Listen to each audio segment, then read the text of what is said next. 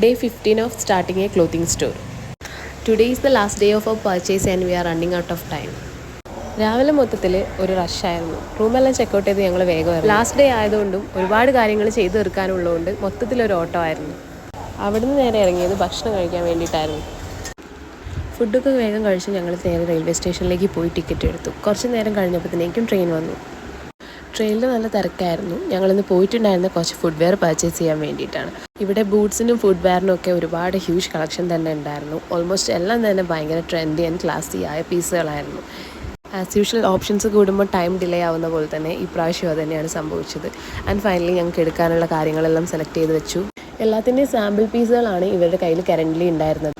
നാളെ മോർണിംഗ് വന്നിട്ട് വേണം ബാക്കി സ്റ്റോക്ക് ഇവിടെ നിന്ന് എടുക്കാൻ വേണ്ടിയിട്ട്. ഇവിടെ ഒരു സ്റ്റേ കണ്ടുപിടിക്കുക എന്ന് പറയുന്നത് വളരെ ബുദ്ധിമുട്ടുള്ളൊരു കാര്യമായിരുന്നു. എല്ലാവരുടെയും ഹൈജീനിറ്റിയും ബഡ്ജറ്റും ആയിരുന്നു പ്രോബ്ലം ആയിട്ടുണ്ടായിരുന്നത്. ആൻഡ് ഫൈനലി ഒരു സ്റ്റേ ഒപ്പിച്ചെടുത്തു. ലാസ്റ്റ് ടൈം പർച്ചേസും പിറ്റേ ദിവസം മോർണിംഗ് ഞങ്ങൾക്ക് നാട്ടിലേക്കുള്ള ട്രെയിനൊക്കെ ആയിട്ട് ആകെ തിരക്ക് പിടിച്ച ദിവസമായിരുന്നു. രാവിലെ തന്നെ ഞങ്ങൾ റൂമൊക്കെ ചെക്കൗട്ട് ചെയ്ത് ഇറങ്ങി പോയിട്ടുണ്ടായിരുന്നത് തലേ ദിവസം ഞങ്ങൾ പർച്ചേസ് ചെയ്തിട്ടുണ്ടായിരുന്ന ഫുഡ് വെയർ അവിടെ നിന്ന് എടുക്കാൻ വേണ്ടിയിട്ടായിരുന്നു. സാധനമൊക്കെ അവർ ഓൾറെഡി പാക്ക് ചെയ്ത് അവിടെ വെച്ചിട്ടുണ്ടായിരുന്നു. എന്നാൽ കൂടി ഞങ്ങളതെല്ലാം കൂടി ഒന്ന് ഡബിൾ പാക്ക് ചെയ്തു. കാര്യം ഇത് ഞങ്ങൾ തന്നെയാണ് ക്യാരി ചെയ്ത് നാട്ടിലെത്തിക്കുന്നത്.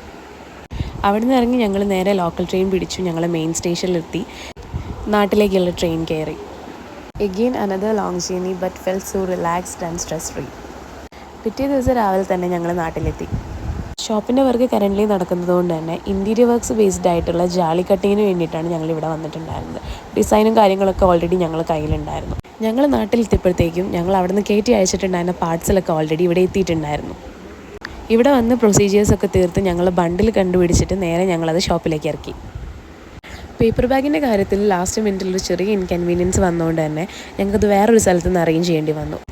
ഷോപ്പിൻ്റെ നെയിം അതിൽ ലേബൽ ചെയ്യണം എന്നുള്ളത് കൊണ്ട് തന്നെ ലാസ്റ്റ് മിനിറ്റായിട്ട് വേറെ ഓപ്ഷൻസ് ഒന്നും ഇല്ലാത്തതുകൊണ്ട് സ്റ്റിക്കറിങ് ആയിരുന്നു ഞങ്ങൾ ചൂസ് ചെയ്തിട്ടുണ്ടായിരുന്നത്. ബട്ട് ഫൈനൽ ഔട്ട്പുട്ട് നല്ലതായിരുന്നു കാണാൻ വേണ്ടിയിട്ട്. ഇവിടം വരെയാണ് ഷോപ്പ് എത്തി നിൽക്കുന്നത്. ഇതിൽ ഇനിയും ഒരുപാട് വർക്കുകൾ ചെയ്യാൻ ബാക്കിയുണ്ട്. The series is going to be end here and there is a lot of love and affection who support us in throughout this journey. Anyway, stay tuned with us for more collection updates and thank you.